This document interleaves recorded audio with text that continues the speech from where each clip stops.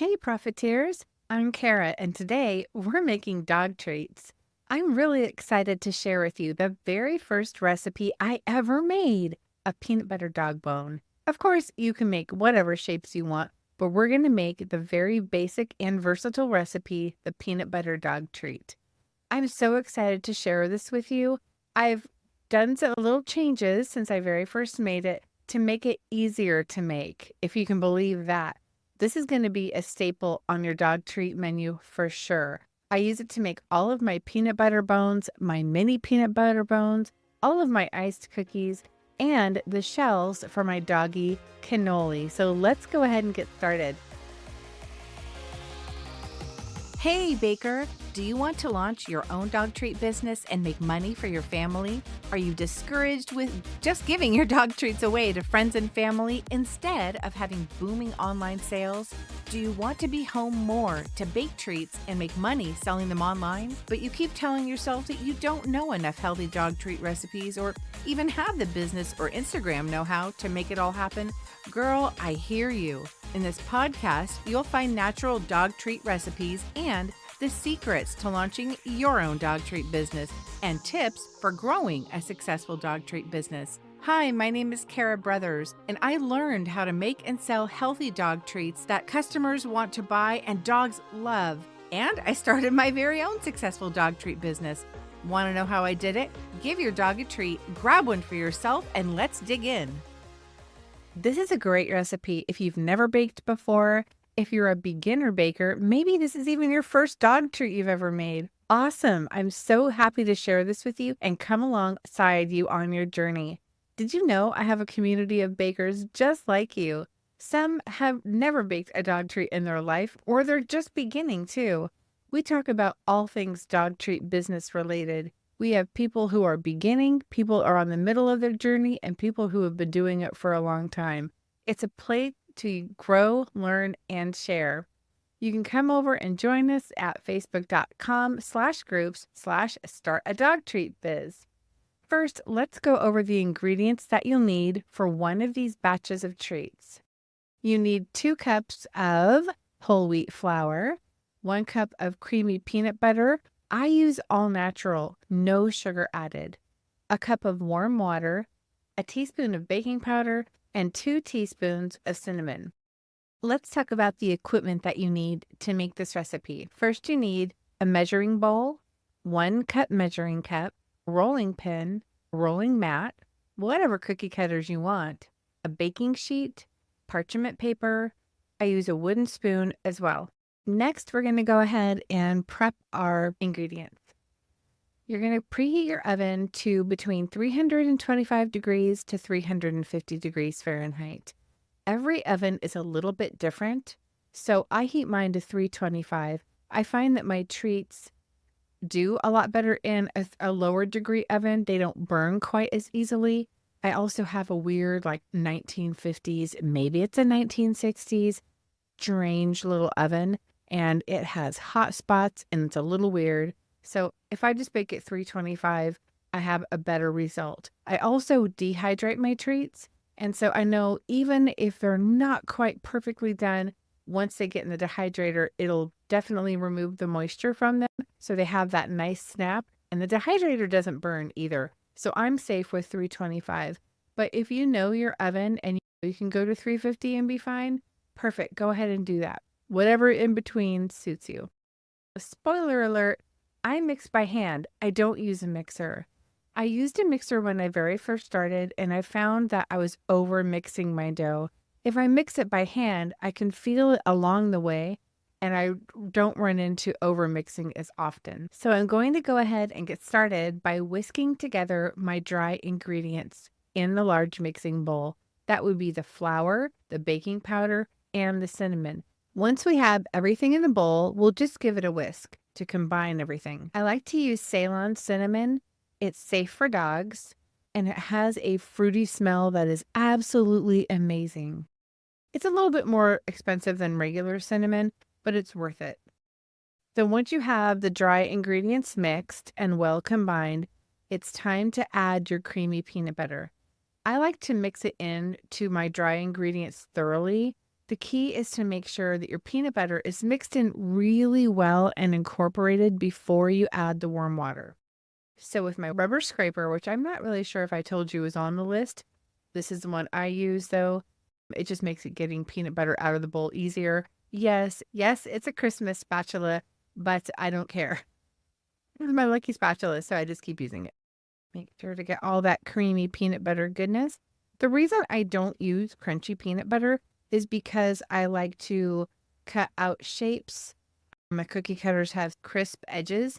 And if I hit a peanut with one of those, it's not going to make my edge very straight. It's going to become a little jagged, maybe a little lumpy, a little off. So I always use creamy peanut butter. Once you have the peanut butter in the bowl with the flour, it's time to mix. And I'll start off just with this rubber scraper, just blending it in. I'm not using gloves today because these treats are going to go straight to my dogs. I'm not selling these. Otherwise, I would be wearing gloves. So just try to smash with the back of your spoon. Try to smash all the peanut butter in there into the flour.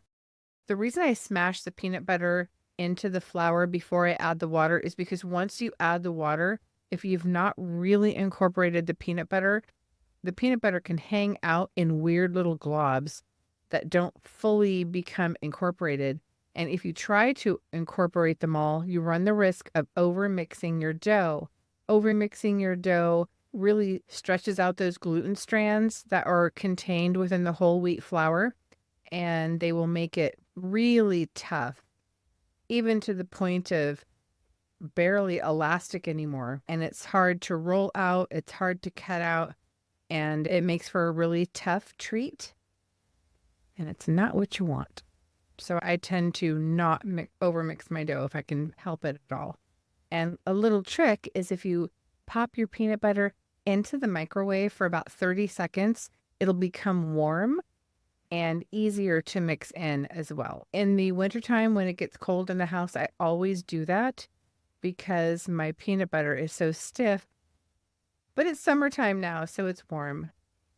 So I don't have that problem. It's looking good. It's looking kind of sandy with some small chunks, but you can see it. The peanut butter is really gotten really well mixed in. The last thing to do is pour in 1 cup of water. And this is warm water. And I pour it in a little bit at a time and stir just to make sure everything is incorporated. But don't stir too much. I don't want to fully overwork it. So just a little bit at a time. Stirring as you go. This is fun. This is so fun to make dog treats with you. I hope you're following along. And the smell, if you guys are making these with me right now, the smell is like so amazing. And as you add more water and work this, the dough is going to become more stiff and more stiff. And that's okay. Just becomes a little bit stiff for this spatula. I may have to go to a wooden spoon. We shall see. We shall see. So far, so good.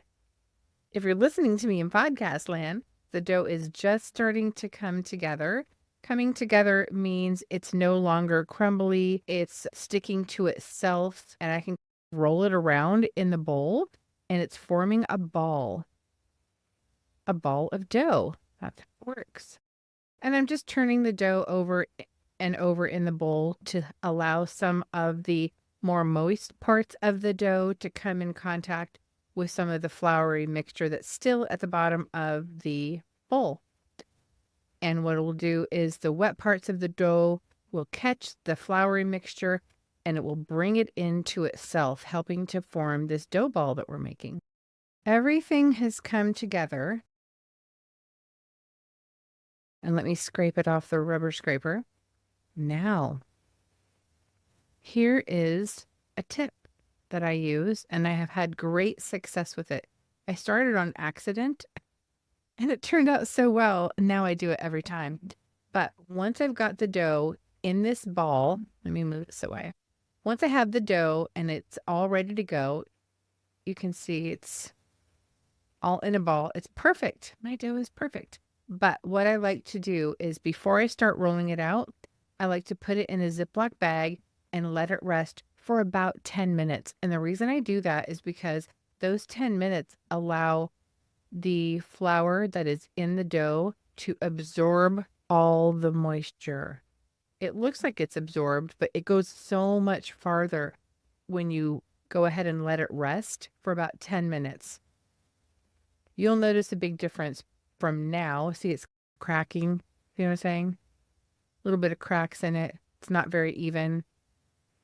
But once we let it rest, and the dough feels a little bit uneven, you can feel some more stiff spots and some more squishy spots where there's more liquid.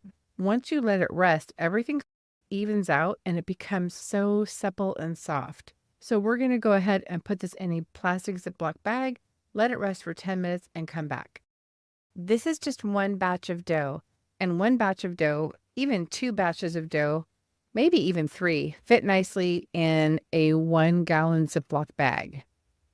When I start making batches of 6, 8, 12, that's when I go to my 2-gallon Ziploc bags, which I had never seen one since I started making dog treats. But the 2-gallon Ziploc bags, they're a bit wider, maybe slightly wider, and definitely longer. Oh my gosh, those bags are amazing. So here we have it. We're just going to let it rest for 10 minutes. Okay, we're ready to take our dough out of the bag. And this is a game changer, really, putting it in the bag, because if you're thinking, oh, my dough is a little bit too dry and crumbly, just wait. Put it in this bag, wait 10 minutes, and you'll see what happens. The entire texture of the dough just changes, so it's so nice and supple. Oh my gosh, it feels amazing. Resting the dough is a real thing. So I've got my mat set down here, and this baking mat changed my whole game because it is so huge. It is 26 inches long by 18 inches wide. This is my very favorite mat. I can roll out some really big things with this mat. 18 by 26. Okay. And I'll have a link to it and some other things that I'm using here on Amazon. If you want a big rolling mat, you can go ahead and grab one. This roller has guides on the end. These things twist off and you are able to slip whatever size guide you want. And the guide really is a distance between the roller and the guide. And this area in between, that's how thick your dough is going to be with this guide on it. So this is about 1/4 of an inch or so, I believe the guides would tell me. I don't know. I just use orange. So you twist it off. Easy for me to say. And indeed, this is 1/4 inch. And this is my go-to. I mainly roll my dough 1/4 inch thick.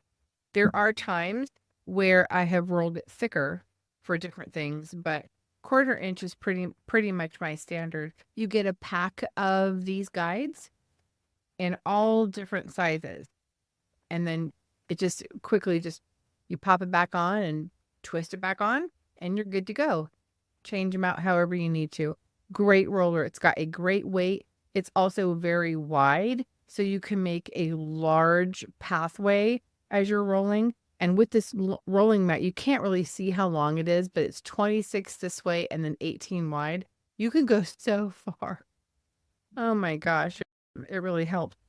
Also, I don't roll all my dough out at once because the surface of my desk is not going to fit it all. So I'll do it in 2 chunks. So I'll just cut it in half like this, put the rest back in the bag so it doesn't dry out. All right, it can just stay there.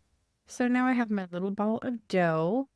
Also, this baking mat, it's got rings around. So if you ever want to do anything and measure what you're doing, how much you're rolling, this has the guides right on here for you. Now, depending on how your dough is feeling, go ahead and add some flour to your mat or some flour to your rolling pin to prevent sticking. I find with this recipe, I don't need to do that. As long as I'm using this baking mat with this roller, I don't need to. What I did is I put my dough down and I rolled a little bit away and then back, away and back. And the great thing about these guides on the end is my dough is never going to get thinner than a 1/4 inch. My dough isn't going to be thicker than a 1/4 inch. It is perfect. It rolls out perfect every time. So now I've got some chunky, fatter ends on both ends. So I'll roll the ends. It doesn't matter to me what shape this is, really, because I'm going to be cutting out dog bones with it. I just want to make sure it's not wider than my rolling pin. Have I done that? No. So now the other way. And there's only so much you can roll because it will only roll out a 1/4 inch. So once this thing has spread out a 1/4 inch, you can basically stop rolling because you're not going to make any more progress. Okay, so that's what we have to work with. Now the cookie cutters that I'm going to be using today, I've decided on dog bones because that's my favorite. That's the very first one I ever made. And the dog bone cookie cutters I got, you guys are going to love these. They came in a set of 3 sizes. I have this huge jumbo bone, and this is so great if you have a stamping set to put letters on because it is so big. It really covers a lot of real estate there. And then I have, and this is also a great holiday bone too, for Christmas, Halloween, Thanksgiving, 4th of July. This is a great size. This is the medium size. When I do a bag of peanut butter bones, they are always this size. This is about 3.5 inches or so. And these are how big my standard peanut butter bones. But, oh, actually they came in 4 sizes. This is the mini, or maybe it's not. There's a smaller size. I don't know where it is. But this is like the middle size. This is my bacon bites. I do bacon bites in a dog bone shape, and this is my bacon bite size. But this is also good for small dogs too. Okay. So for this video, I am just going to use this size from the set, and I'm going to cut out as many as it will let me. Now it's time to roll the parchment paper across our sheet. These cutters never work, so I'll just, my scissors, I use unbleached parchment paper, and I just buy the store brand. Now I need to get it to fit. So I'll fit one corner and then I'll cut the edges of the other side. I just crease it with my fingertips to know where I'm cutting. And this is a loose cut. And I will reuse the same sheet of parchment paper. You can get more than one bake out of it.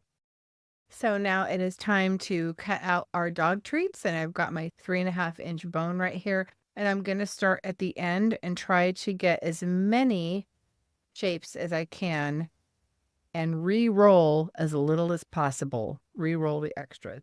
Because the more you work with the dough, the tougher it becomes. So placing my shape right down onto the dough, making sure it's not over the edge. See what I mean? So you have to make sure it shows all the dough underneath it. And then just press down evenly with your hand. And I'll leave that one there. And I'll continue pressing until I have covered all of the dough. Okay, well, I think this is all of the shapes I'm able to get with the dough. And I'll go ahead and just peel it back.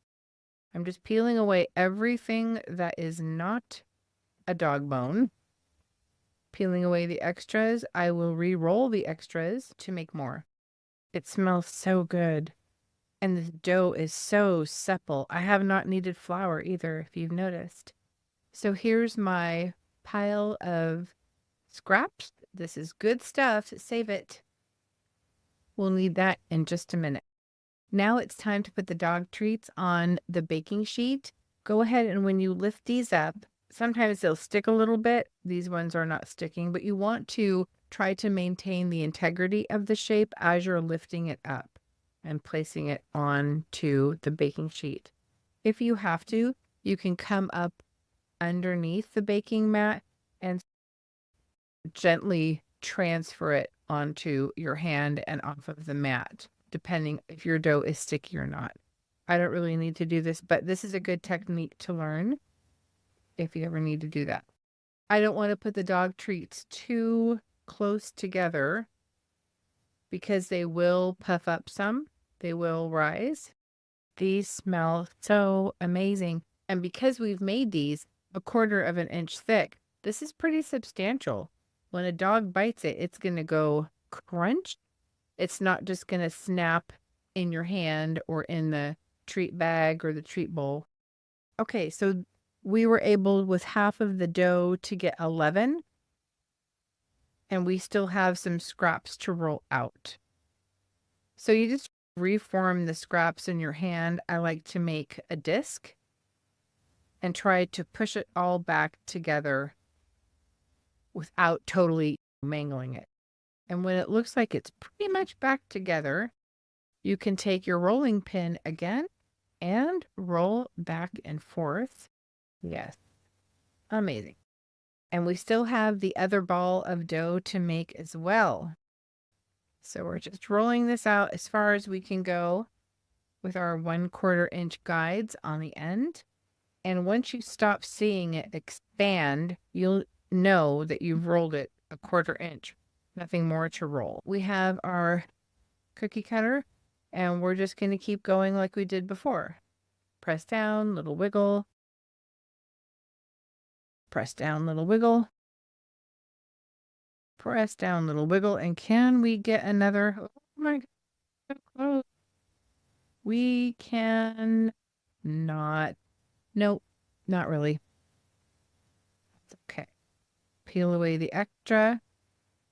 Put the treats on the sheet. And we just keep going.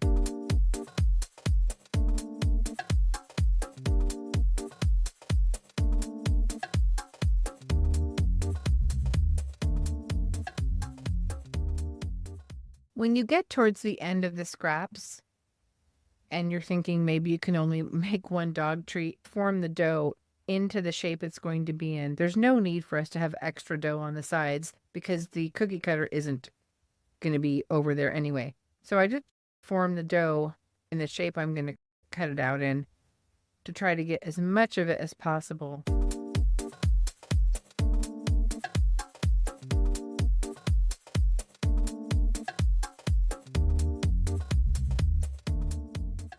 We still have all of this beautiful dough to work with, so we can combine our scrap right into this dough. Fold it over, hide it in there, so we can finish out our cookie sheet of dog treats.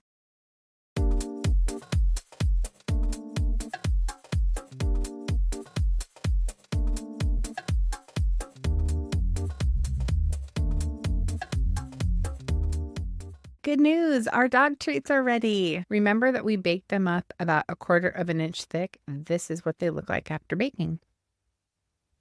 This is a good hearty treat all the way around. I turned the oven off and left them in the oven for about an hour to have them cool down naturally with the oven. Let's see how they snap. Amazing. That's incredible. Now, I'm going to give these to my dogs, so I'm not going to dehydrate them. They'll just eat them fresh. They're right here wanting. Loki, do you want some treats? Loki, do you want some treats?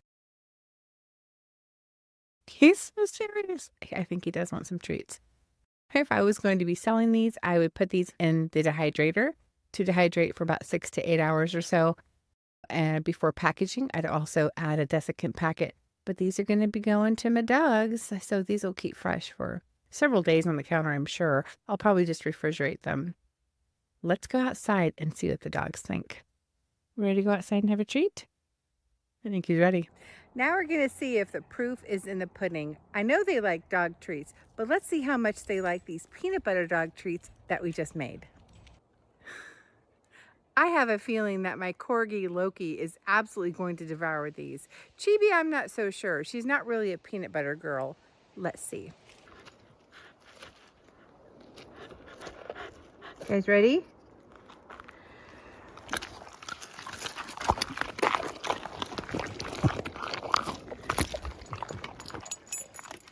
Chibi, do you like it?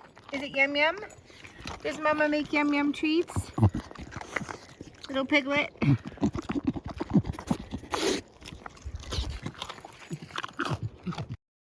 They always say, leave them wanting more. And that's the truth. They do want more. Did you make these dog treats? I would love to know. Send me some comments and let me know if you made them, how they turned out for you. If you have any questions, if you fed them to your dogs, do your dogs love them? My dogs cannot get enough. Oh man, this guy's ready. Let's see. And I think we're going to have that snap again because I can't get over an hour in the oven after you turn it off. Woo! That's amazing. These are great treats. This is an absolute staple. It's a must-have in your dog treat baking repertoire, in your menu. Definitely have peanut butter bones. And again, you can make these any size you want to. We used the 3.5-inch cutter. Here, this is what people on TikTok do. They go, let me show you. Anyway, and they come in a smaller one, and they even come in a smaller one than that. Oh, hello. Somebody's watch me. And then the big bone. Oh my gosh, this is a lot of fun, you guys. I'm so excited. I hope you made these, and there'll be more recipes to come. If there's a recipe that you want me to make, let me know in the comments. I'll give it a whirl. You guys, until next time, this is Kara Brothers signing off with Pawsitive Profit. Happy baking. Bye.